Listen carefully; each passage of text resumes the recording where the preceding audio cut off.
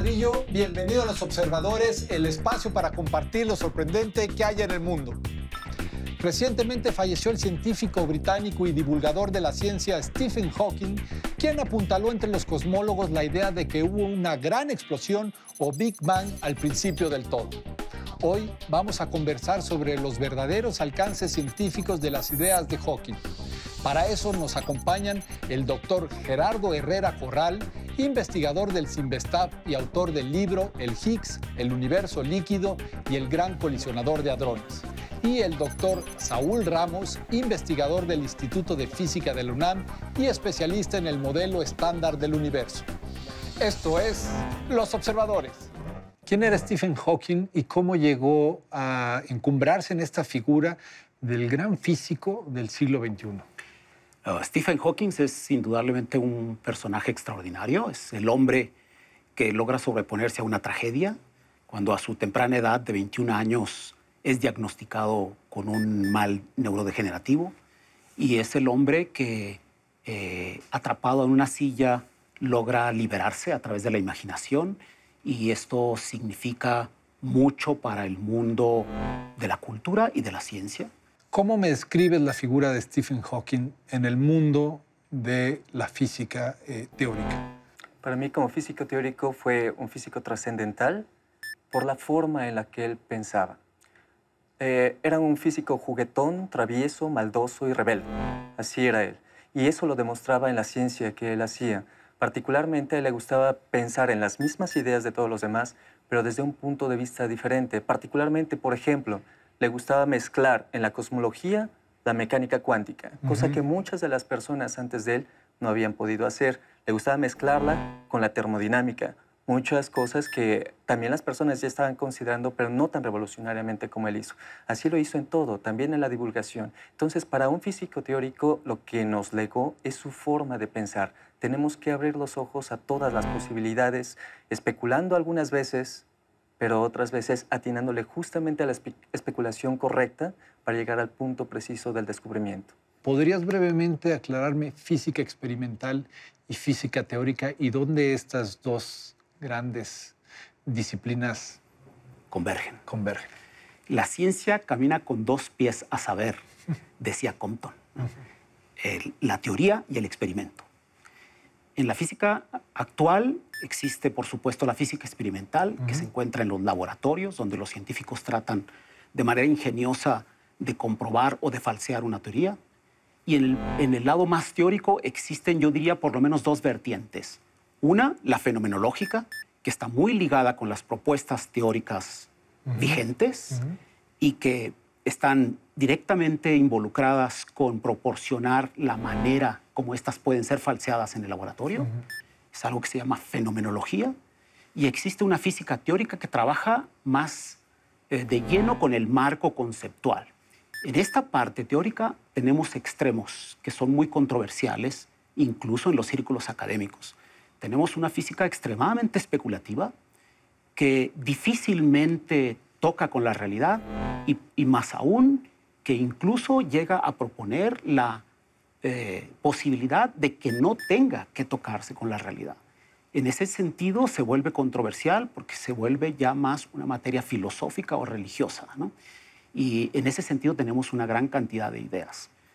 Yo parto normalmente de un marco teórico, de un marco conceptual en el que las teorías para ser científicas deben de ser comprobables, falseables, puestas a prueba. ¿Cómo enlistarías, digamos, las tres grandes aportaciones teóricas o sus tres especulaciones más trascendentes? Primero que nada, él fue uno de los que descubrió que existen singularidades. Existen singularidades no solamente como las conocemos en los agujeros negros, sino existen singularidades también en el espacio-tiempo. Eso a partir del estudio matemático de la teoría de la relatividad general de Einstein. Ahora, ¿qué significan estas singularidades? Significa, primero que nada, nada más desde el punto de vista clásico, que toda la materia, toda la energía puede ser concentrada en un punto. La teoría del Big Bang recae justamente en esta observación. Toda la materia, todo el universo, de hecho, se puede concentrar en un punto y luego a partir de este punto puede volver a crecer. Pero eso es un significado desde un punto de vista clásico. Pero si lo tomamos un poquito más seriamente, resulta que en la física, siempre que encontramos singularidades, es decir, cantidades que se vuelven infinitos, hablamos de que la teoría deja de funcionar. Entonces, lo que encontró también Stephen Hawking es que el punto en donde dejan de funcionar estas teorías nos está diciendo que tenemos que agregar algo más. Y es ahí donde Stephen descubre, y si le agrego la mecánica cuántica para tratar de deshacerme de este problema, ¿qué tal si lo logro? Él no lo logró en vida. Sin embargo, su estudio agregando mecánica cuántica fue lo que llevó a la radiación de Hawking. El científico británico planteó la llamada radiación de Hawking, un desafío teórico que señala que los agujeros negros emiten energía y pierden materia. De ahí una de sus frases más célebres: creo que mi mayor logro será la afirmación de que los agujeros negros no son completamente negros. Precisamente este fenómeno de la radiación de Hawking está en la parte teórica, pero ¿podría tener una posibilidad de ser demostrada experimentalmente? Absolutamente. Hay tres formas en las que podríamos verificar esto. Actualmente, de hecho, el año pasado hubo una conferencia en donde todos los relativistas se reunieron y ahí algunos colaboradores de Hawking compartieron con nosotros que de hecho se puede armar un sistema termodinámico que simula todas las propiedades termodinámicas de un agujero negro. Algo que podemos hacer tú y yo en una mesa.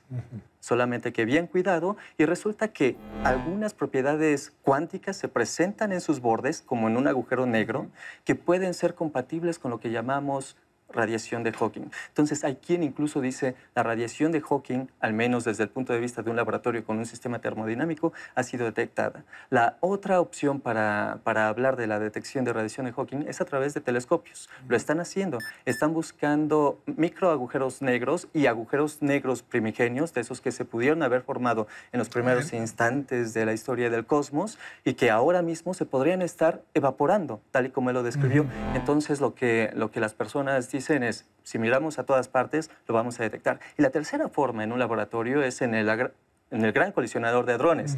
Allí, algunas personas suponen que con las enormes energías que ahí se generan, se pueden también generar microagujeros negros que se evaporarían y serían detectados por los enormes detectores del LHC. Entonces, son las tres formas en las que algunas personas dicen, si lo detectamos hoy o mañana, le podemos ofrecer el premio Nobel al señor Hawking, aunque sea póstumo. Hawking aventuró algunas teorías, por ejemplo, que ayudaron a, o se dice que ayudaron a promover, a corroborar la teoría del Big Bang, desde su estudio de los agujeros negros. Y luego hay otras, como la llamada radiación de Hawking, que también se dice podría ser su gran legado.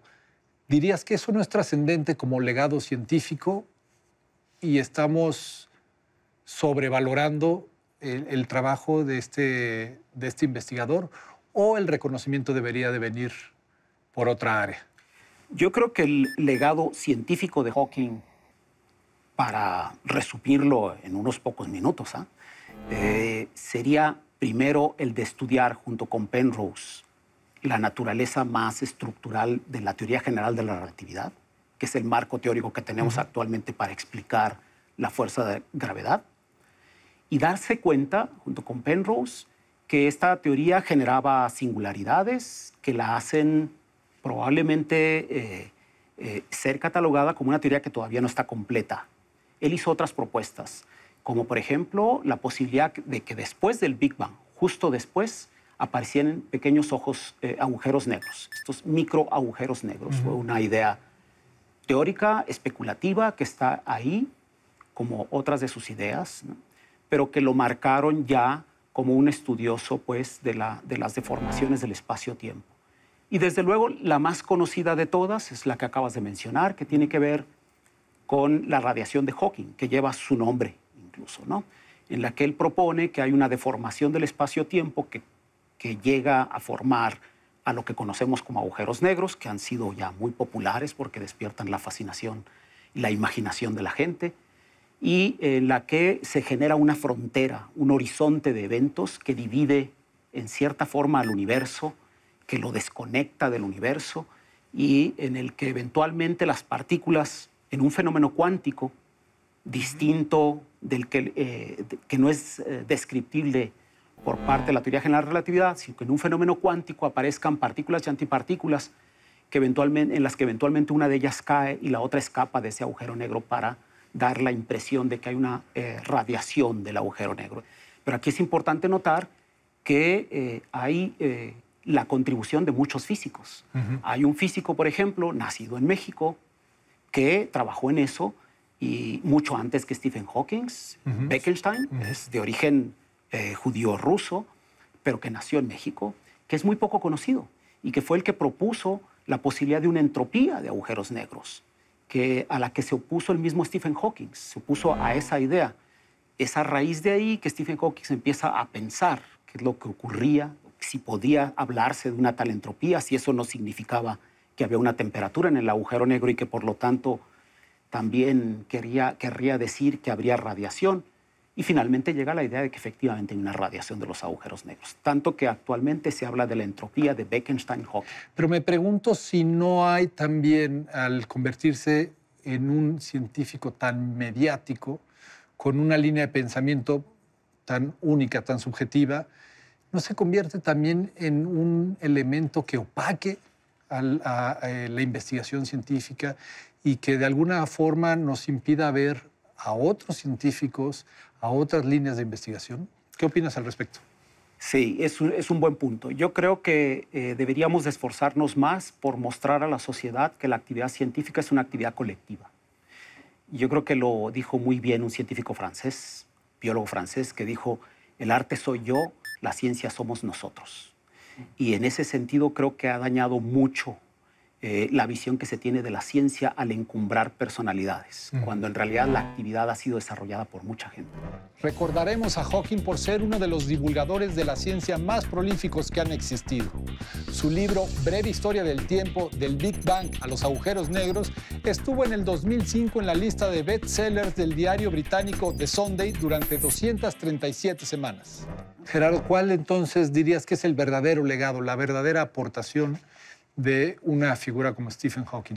Yo pienso que el legado de Hawking se da en tres tiempos. Yo creo que uno de ellos es indudablemente la parte científica, en la que él contribuye con ideas frescas, con ideas muy especulativas, pero que alientan la discusión y que generan controversia, polémica, discusión, que es siempre muy deseable y muy bienvenida en los círculos académicos. Yo creo que el gran legado de Hawking es, por otro lado, la divulgación científica. Pero sobre todo, yo creo que el gran legado de Hawking es su vida misma.